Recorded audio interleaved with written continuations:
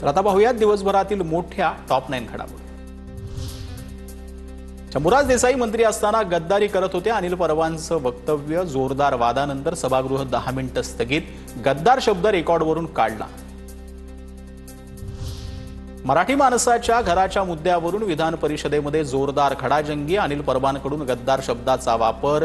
तर गद्दार कोणाला म्हणतो बाहेर ये तुला दाखवतो, शंभूराज देसाईंनी परबांना खडसावलं। कटक मंडळांना नागरी सुविधांचा लाभ मिळणार। खडकी कटक मंडळ पुणे पालिकेमध्ये समाविष्ट होणार। तर औरंगाबाद हे छत्रपती संभाजीनगर पालिकेत, देवळाली आणि अहमदनगर स्वतंत्र नगरपालिकेत, कामठी हे येरवडा नगरपंचायतमध्ये समाविष्ट होणार। मुख्यमंत्री फडणवीसांची माहिती।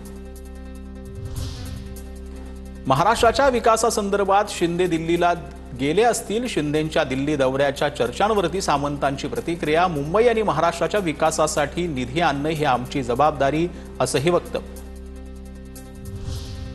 महायुती सरकारमध्ये गँगवॉर सुरू, कहाणी सांगायला शिंदे दिल्लीत गेले असतील, नाना पटोलेंचा निशाणा।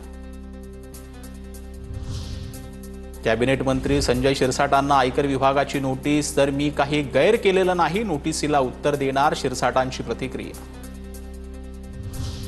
काँग्रेसनं आमच्यावर आरोप करू नयेत, आम्ही चूक होते तेव्हा नोटीस पाठवतो, कायद्यासमोर भेदभाव करत नाही, शिरसाटांना मिळालेल्या आयकरच्या नोटीशीवरती मुनगंटीवारांची प्रतिक्रिया। दक्षिण मुंबईतील कर्नाक पूल आता सिंदूर नावानं ओळखला जाणार। मुख्यमंत्री फडणवीसांच्या हस्ते पुलाचं लोकार्पण। दोन्ही उपमुख्यमंत्र्यांची अनुपस्थिती।